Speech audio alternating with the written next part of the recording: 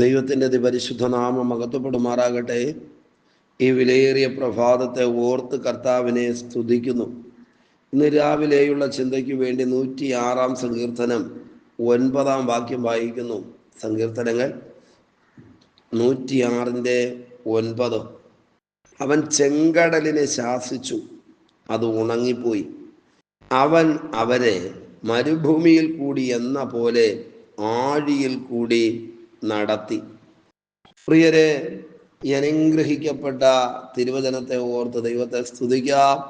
വചനത്തിൻ്റെ നന്മകൾ പ്രാപിക്കേണ്ടതിന് ദൈവം നമ്മെ ബലപ്പെടുത്തട്ടെ. കാലങ്ങൾക്ക് മുൻപ് ദൈവജനമായി ഇസ്രായേൽ ജനത്തിൻ്റെ വിടുതലിന് വേണ്ടി ദൈവം തുറന്നു കൊടുത്ത വഴികളെ കുറിച്ചാണ് ഈ സങ്കീർത്തനത്തിനകത്ത് വിവരിച്ചു പറയുന്നത്. 6 വാക്യത്തിനകത്തേക്ക് വരുമ്പോൾ ദൈവം ചെയ്ത ഒരു മഹാ അത്ഭുതം സങ്കീർത്തനക്കാരൻ പാടി സ്തോത്രം ചെയ്യുകയാണ്. എന്തോന്നാ ദൈവം തൻ്റെ ജനത്തിന് വേണ്ടി ചെയ്തത്? കാലങ്ങൾക്ക് മുൻപ് സർവശക്തൻ തൻ്റെ ജനത്തിന് വേണ്ടി പ്രവർത്തിച്ചു എങ്കിൽ ഇന്ന് പകൽ നമുക്ക് വേണ്ടി പ്രവർത്തിക്കുവാൻ ദൈവം ശക്തനാണെന്ന് നാം തിരിച്ചറിയണം. വിടുതലുകൾ പ്രാപിക്കുവാൻ ദൈവം നമ്മെ സഹായിക്കട്ടെ. അവൻ ചെങ്കടലിനെ ശാസിച്ചു. ആമേൻ. അപ്പുറം കടക്കുവാൻ കഴിയാതെ ദൈവജനമായ ഇസ്രായേൽ ജനം ചെങ്കടലിന്റെ മുൻപിൽ എന്ത് ചെയ്യണമെന്നറിയാതെ ആകുലപ്പെടാനും കരയാനും ഒക്കെ തുടങ്ങി. അടുത്ത സ്റ്റെപ്പ് വയ്ക്കുവാൻ വഴിയില്ലാതെ വഴികളെല്ലാം അടച്ചുകൊണ്ട് ചെങ്കടൽ കയറിക്കിടക്കുമ്പോൾ 1000 ചിന്തകൾ അവരുടെ ഹൃദയത്തിനകത്ത് വന്നു കാണും.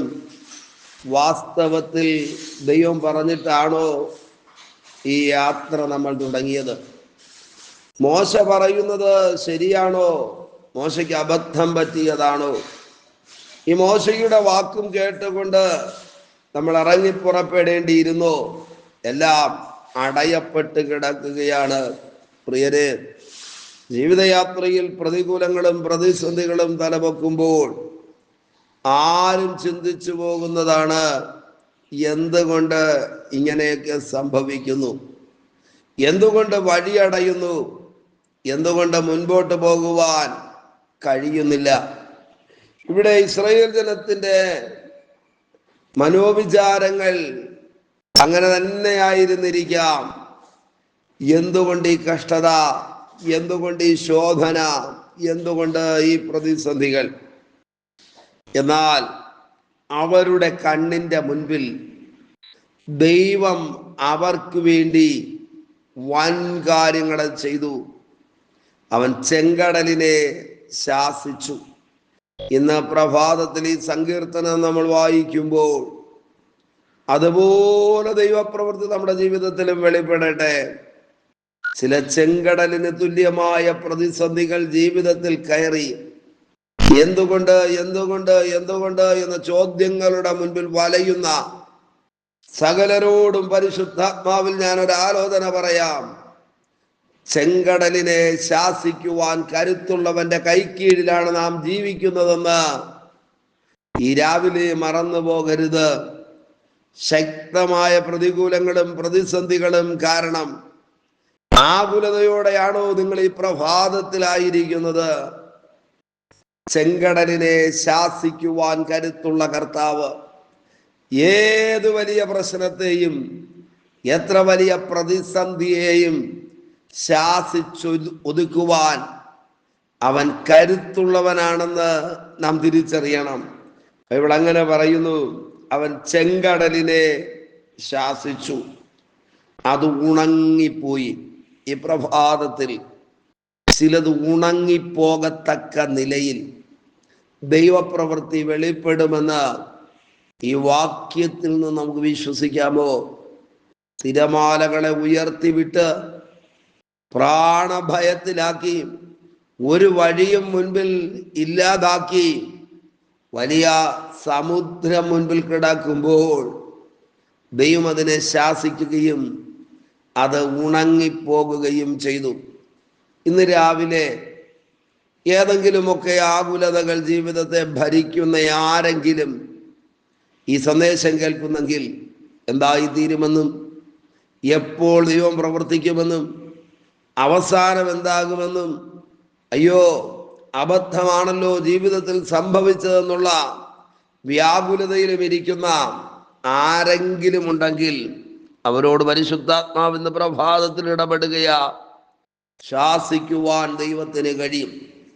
ദൈവം ചിലതിനെ ശാസിച്ചാൽ അത് ഉണങ്ങിപ്പോകുമെന്ന് തിരുവചനം എഴുതിയിരിക്കുന്നു. ഈ വാക്യത്തിനകത്ത് എഴുതിയിരിക്കുന്നത് അത് ഉണങ്ങിപ്പോയി. ചെങ്കടൽ ഉണങ്ങുക എന്ന് പറഞ്ഞാൽ ഒരു ചെറിയ കാര്യമല്ല. ചെങ്കടൽ ഉണങ്ങുക എന്ന് പറഞ്ഞാൽ ശത്രു പോലും ചിന്തിക്കുന്ന കാര്യമല്ല.